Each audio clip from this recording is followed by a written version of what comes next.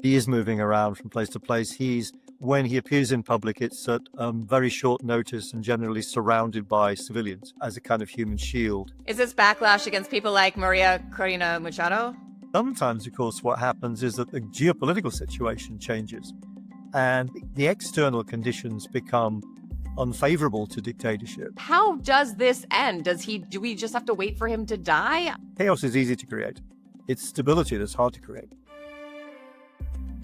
Hello and welcome to this week's episode of One Decision. I'm Christina Ruffini, joined, of course, by my co-host, Sir Richard Dearlove. And today we're going to talk about Venezuela. Sir Richard, I feel like this was a topic I covered so much during the first Trump administration. Pompeo, every third word out of his mouth was Venezuela. And then it all just kind of got quiet for a while, especially during the Biden administration. Now it's back in the news cycle. What's your take on where we are with this, Richard? Well, I'm a historian, so I think there are echoes of the Monroe Doctrine in all of this, but a new interpretation of the Monroe Doctrine, and Trump taking what looks like a very aggressive line. The strange thing to me is once you've deployed an aircraft carrier and all the other kit that is now threatening Venezuela, you can't exactly allow Maduro off the hook, can you? Because if you do, it looks like a defeat. So, I mean, what is the intention of the United States? Well, it's funny you should bring up that exact position because I think our guest today has brought up that exact point. So let me bring him in. We're going to talk with Phil Gunson. He's a senior analyst for International Crisis Group. He covers Venezuelan politics, and he's actually been living in the country for 25 years now. And Phil, you're joining us from Caracas with a pretty solid internet connection. I'm very impressed. Thank you so much for making the time. Thank you. Well, don't say it too loud, or the internet connection will collapse as it fairly regularly does. So let's just take advantage while it's still operational. I mean, fair enough. Honestly, we have a hard enough time with Richard when he's in Cornwall, so it wouldn't be the first time. But you two also have a connection. You both studied at Cambridge. Yeah, I'm actually intrigued. Maybe we can clear this point out. Explain to me your Cambridge connection, because I think you probably realize I was recently, until 2015, I was Master of Pembroke and a Deputy Vice Chancellor of the university. Yeah, well, I read English at King's College, Cambridge, in the 1970s. That's how old I am. And you guys never even tried to recruit me while I was there. I was kind of disappointed. You know, I mean, yeah, I thought that's what people went up to Cambridge for, to get recruited by one side or the other. And I was not even a single whisper. Phil, I am curious to know how you went from Cambridge to Venezuela and how you ended up, studying this part of the world and living there for so long. But I arrived in Venezuela when Chavez had just taken office in early 1999. Oh, wow. So, I mean, you've been there through all of this, the ups and downs. What is your take of the Trump Venezuela approach? He says he sort of, quote, made up his mind about Venezuela military action. What does that actually mean? Who knows? I mean, it's really difficult to get inside Mr. Trump's head. But, as you mentioned in the introduction, I mean, this is the second go at maximum pressure on Venezuela, right? Because during the ill-fated interim government period under Guaido, we had maximum pressure without the deployment of military forces, although they kept saying all the options were on the table.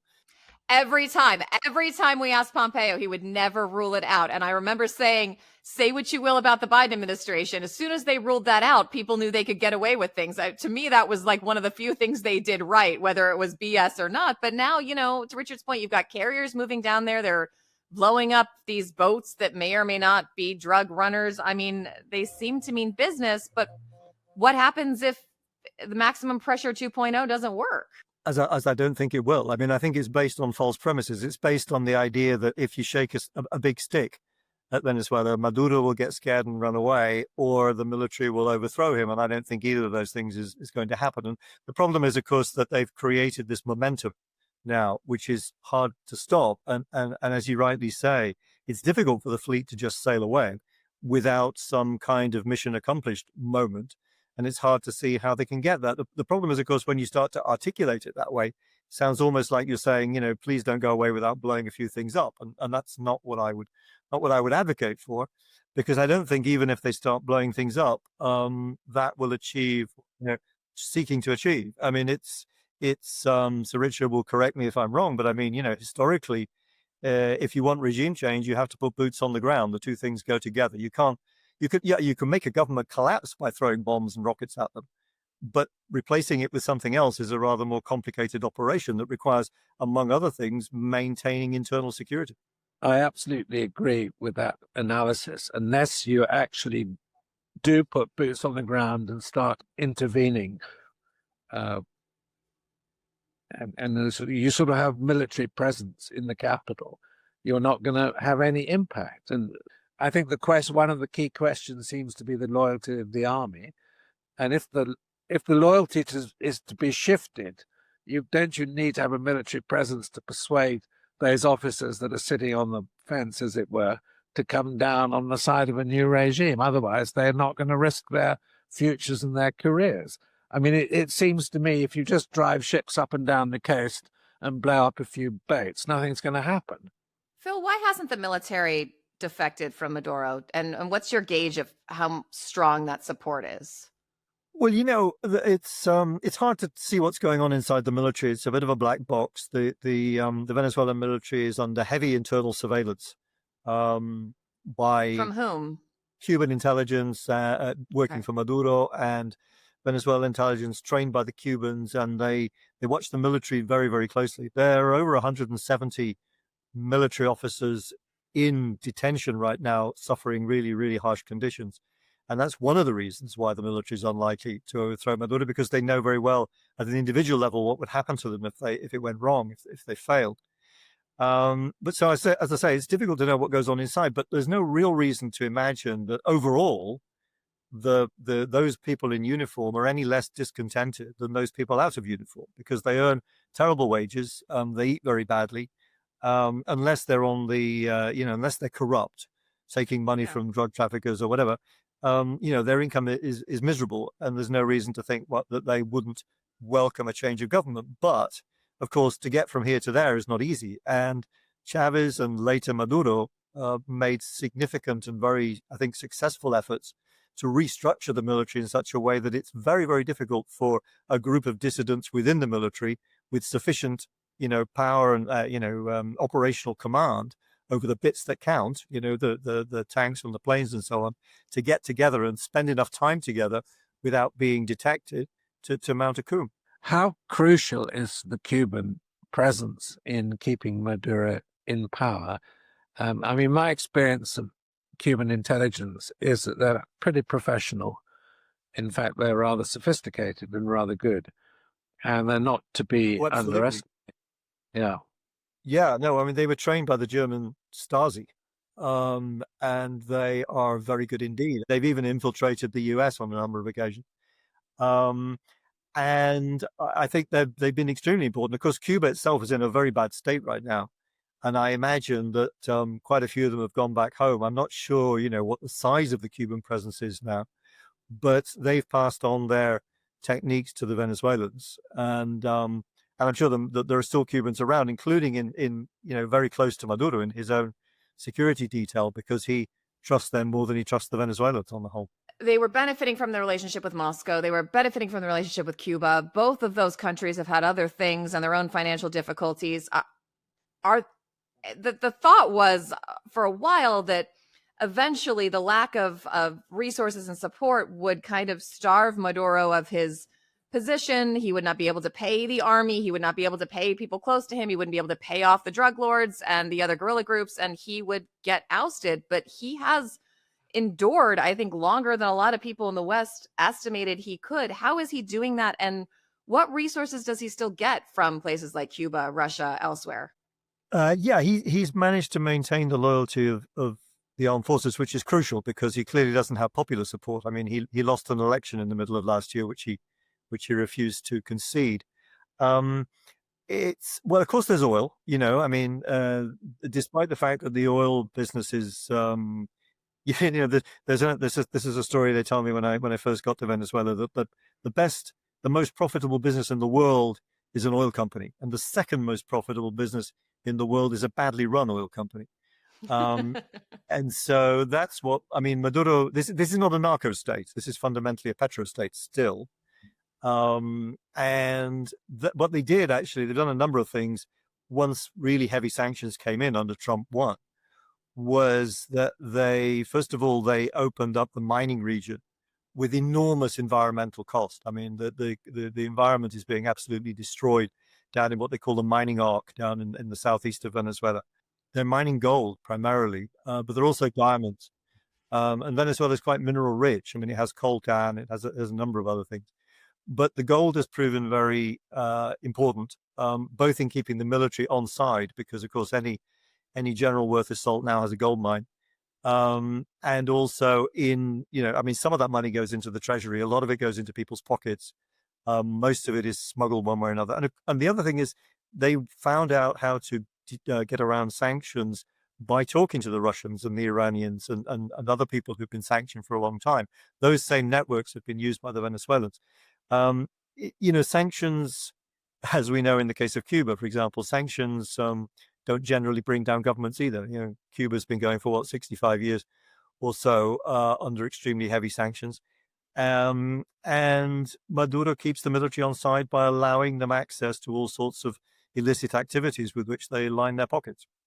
One of the sort of logics of the situation that we're talking about must be that Maduro himself is a target, a significant target for the Americans, because rather than putting boots on the ground, you could gamble by, as it were, taking out Maduro with a tomahawk or some other precision weapon.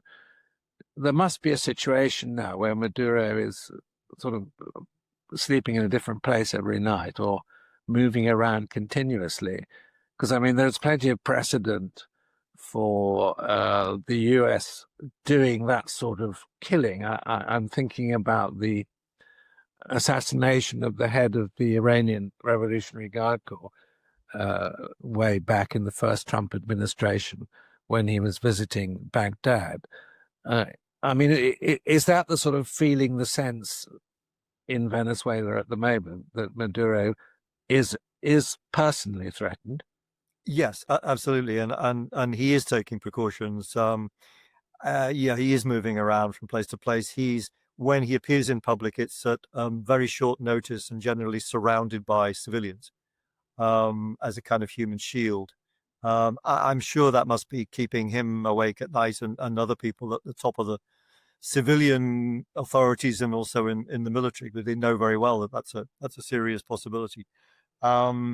But on the other hand, is it enough to make him leave the country? I mean, I think the reason why it's not enough to make him leave the country is because however risky it might be to stay, it's more risky to leave. This is a guy who's been indicted in the United States on drug trafficking charges. He's a wanted man. But also there's, there is a serious chance that if the International Criminal Court case proceeds, I mean, it's in the investigative stage, but if it proceeds to the point where charges are laid, then Maduro could end up with a warrant out for his arrest internationally for crimes against humanity. So, this is not a guy who can go off into exile and feel comfortable. I was actually going to ask you, maybe this is a slightly different tack, but I mean, something which was important, although it seems to have dropped off the radar politically at the moment, which was the Venezuelan claim to the Essequibo region of Guyana, which looked like Maduro trying to open up strategically with Russian support another front in Latin America, a sort of major geopolitical distraction. Has that now faded away? Well, it's faded for the time being, yes, because clearly, with a massive US fleet offshore, Maduro is not going to make any move that might justify intervening, the US intervening militarily. So the Guyanese, I think, are safe for now. It's a massive claim, as you say. I mean, it's 2/3 of Guyanese territory that Venezuela claims. And the Chavez government and the early years of the Maduro government, really, they played that down a lot. They they needed the support of CARICOM, of the Caribbean countries, and the Caribbean countries are solidly behind Guyana on this one. So they really played down the claim to the Essequibo. It revived for a number of reasons. One, because of course Guyana struck oil in a really big way. Guyana is now producing roughly the same amount of oil as Venezuela is. So that made the Essequibo extremely, much more valuable than it had been before.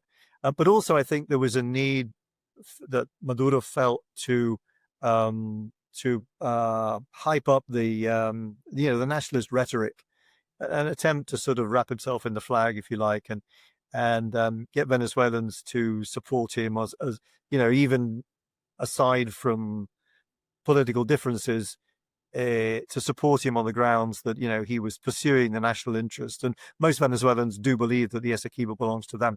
I do want to ask you about something we were talking about, which is the narco issue. And, of course, this has been, at least on the face of it, the reason the Trump administration is making these strikes of these boats. I mean, my first question is, we mentioned how incredibly unpopular Maduro is.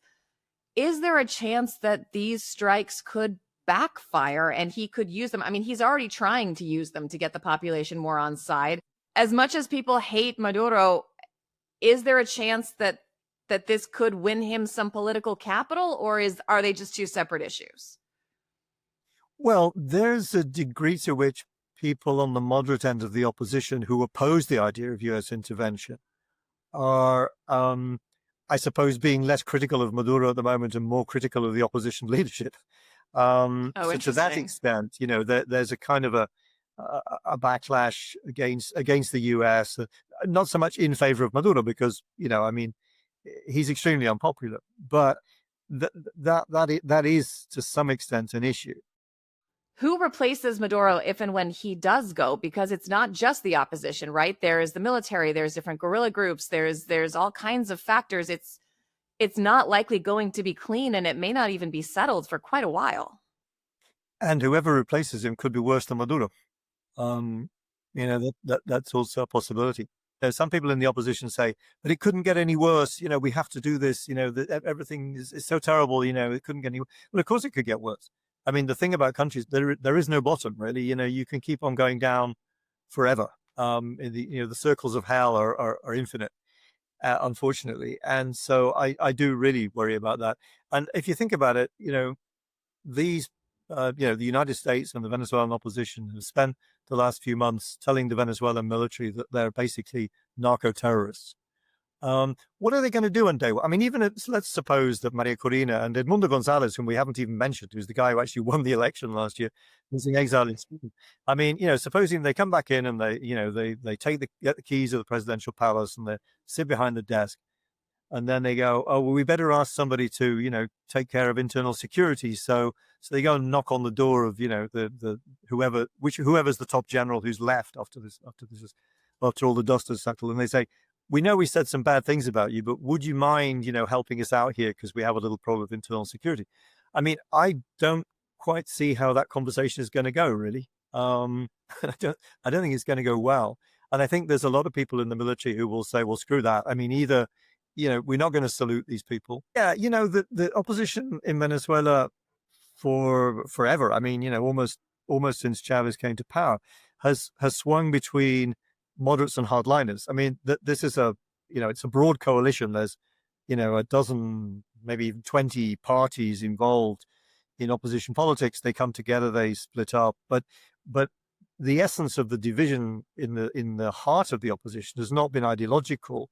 It's been over strategy. And the hardliners have always stressed instant results, shortcuts, whereas the moderates have always said, that we need to talk, we need to negotiate, we need to participate in elections, even when they're not free and fair. Right now, the opposition leadership is dominated by the hardliners in the form of Maria Corina Machado and her allies. And the moderates are in bad shape. I mean, they're quite quiet, but they do oppose U.S. intervention. So yes, I mean, they, I suppose, try to not to be directly critical of her because she's still very popular. But that strain exists. And I think if this current operation fails, then Maria Corina's standing, her political future is going to decline, very rapidly, because she simply, she'll have promised more than she could deliver once again.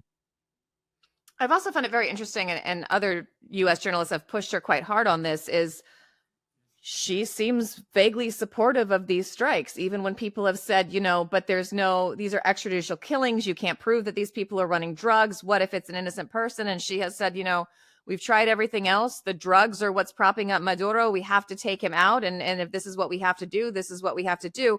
It's a striking stance to take for someone who just won the Nobel Peace Prize. And I got to tell you personally, I have quite a few friends who were in the Guaido government here, who worked for the ambassador here when there was a whole operation here. And I've heard the same thing from them. And I've been very surprised by that. And I do wonder if, a divided opposition is a good or a bad thing for an American administration that is hoping to eventually replace Maduro. You're right. I mean, she has been very supportive. She has said that Trump is doing exactly the right thing. To some extent, the whole underpinning, the pretext, if you like, or the rationale, the justification the Trump administration is using for all of this stuff, it has been provided by the Venezuelan opposition. It was developed and embroidered in the United States. But all this idea that Maduro emptied the jails and sent dangerous criminals to the U.S. to undermine the U.S. government, that he's sending drugs to the U.S. with the same idea, that he's a terrorist. All of this stuff has been used not only to justify the extrajudicial killing of dozens of Venezuelans in the waters of the Caribbean, but it's also being used to deprive them of TPS, of the temporary protection that they enjoyed under Biden, and that actually Secretary of State Rubio supported very strongly in his previous existence as a senator. Phil, in your article in Foreign Affairs, you're arguing really that negotiation and maybe a diplomatic approach is going to provide a solution, whereas a military intervention is just going to create massive uncertainty and possibly catastrophic results internally. But if you are thinking about somehow a negotiated settlement, can you really negotiate with a crocodile? I mean, where is it going to?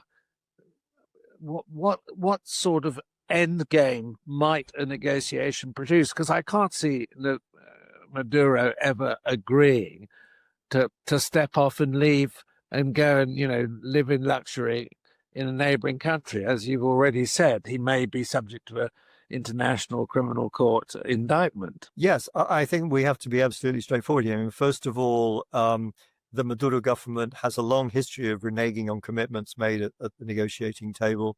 It's used negotiations as a means of kicking the can down the road. It's not a reliable negotiating partner.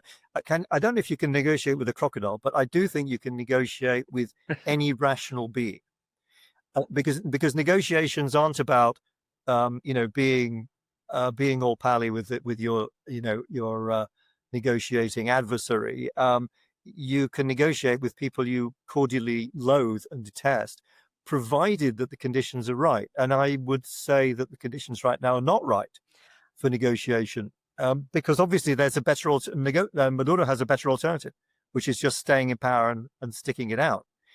So I'm not saying that negotiations can happen right now, or that if they did, they would lead anywhere in particular. I'm saying don't go in and break everything because it's the only way, because it's not the only way. And I don't think that simply saying negotiations haven't worked up to now, so let's go in and smash things and see if when the pieces fall, if they fall in a better order.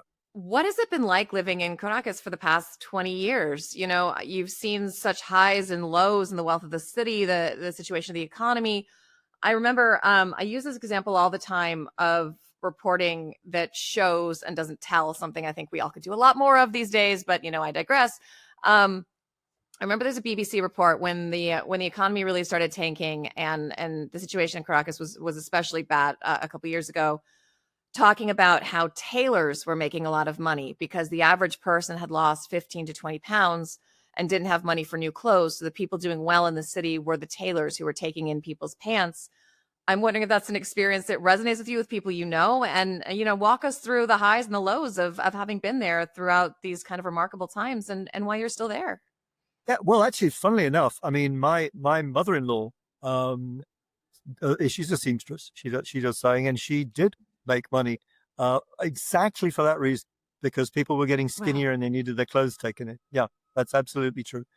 Yeah, that's we've been through incredible. all sorts of things. We've been through acute shortages of gasoline. We've been through periods In a petro when, state, mind you. Yeah.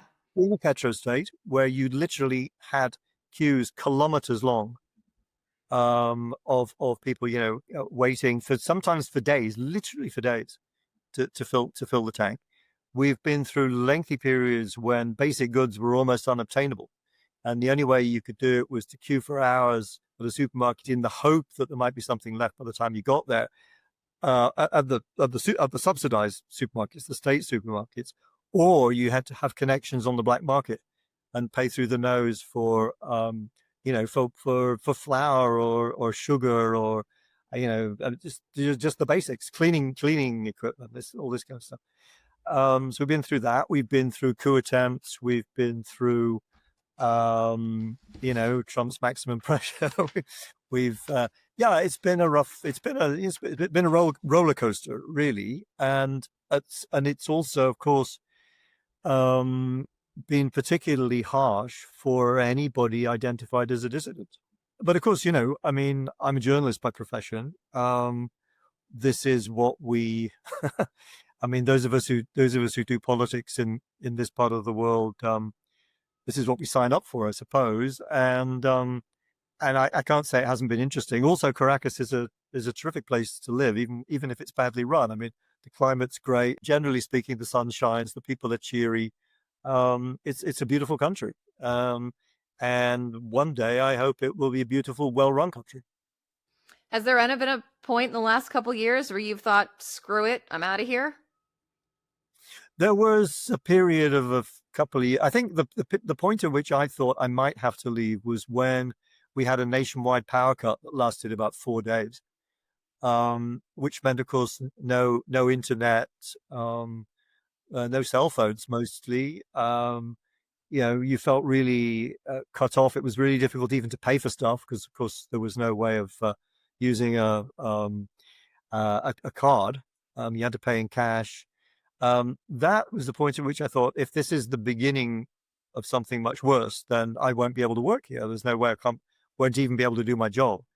And of course, there were also periods when it looked like it was it would be too, the space for any kind of independent analysis or even holding meetings, or was going to just be reduced to nothing. But so far that hasn't happened. I mean, it's important to point out that this is not That was North going to be my Korea. next question, is you still feel like you can do your job there? It sounds like you can have this conversation with us and not necessarily expect someone to knock on your door, which I find very interesting.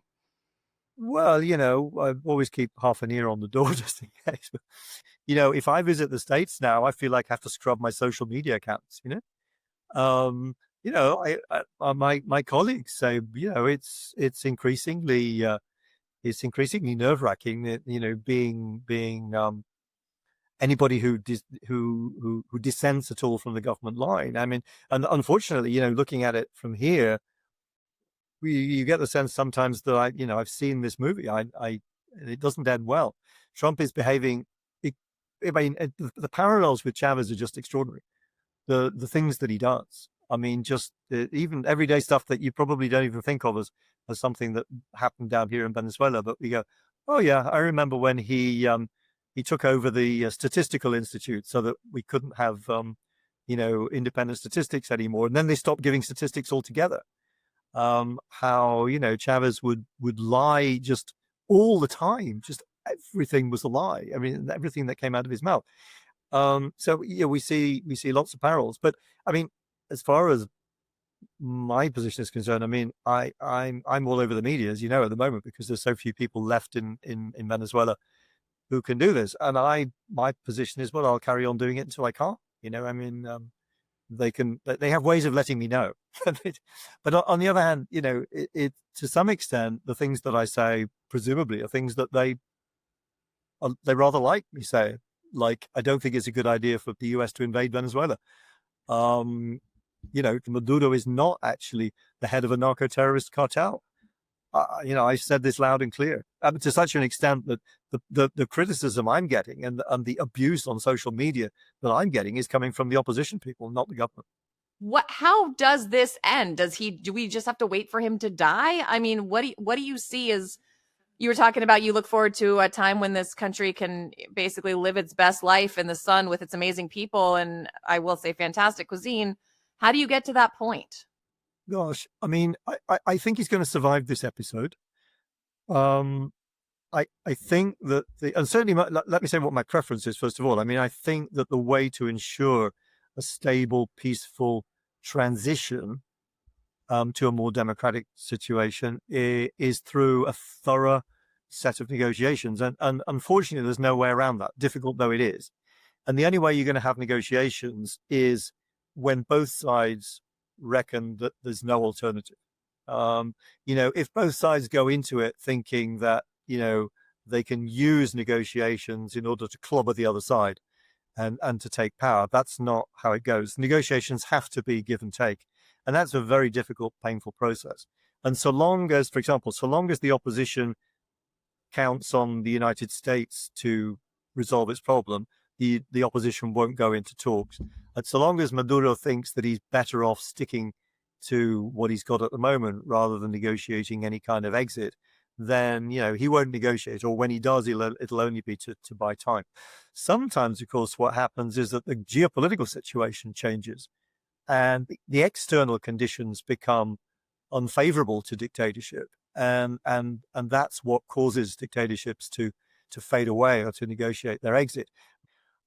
Sometimes it comes about because the people in power get old and die, and they haven't prepared any generational relief, any new generation to take over. But it is very, very difficult to predict. I always say whenever anybody, I suppose it's a kind of a it's a sort of a get out of jail free card. But I always say, well, there's always an X factor that nobody's even thought of. And I used to say this about when is Chavez's government going to come to an end? And I say, because of something that you haven't even thought of. Well, how did it end? He got cancer. It came completely out of the blue. Nobody expected it. Of course, we then thought Maduro wouldn't last 6 months, and here he is 12 years later. Well, I think it's going to end. I'm not an expert, but I think it's going to end. I think it's going to end badly. And the reason I think it's going to end badly is because I think Trump is overcommitted. You can't put all that kit off the coast of Venezuela and then go home with your tail between your legs, leaving Maduro in power. So my expectation is something is going to happen. What exactly and what the consequences will be, well, very, very hard to predict. And I think, Phil, I share your uncertainty about power vacuums after regimes are deposed. What the hell happens next? And it could be pretty messy. It could be very messy, particularly given the very constituents that you've described to us that make up the Venezuelan power structure and all these people that have informal relationships or formal relationships with Maduro. I think it's worrying.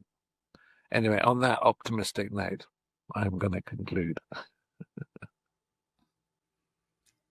Well, that would be a hard conversation, as you mentioned, but I think this was an easy conversation. Phil, you're absolutely fantastic. I learned so much. Thank you so much for taking the time.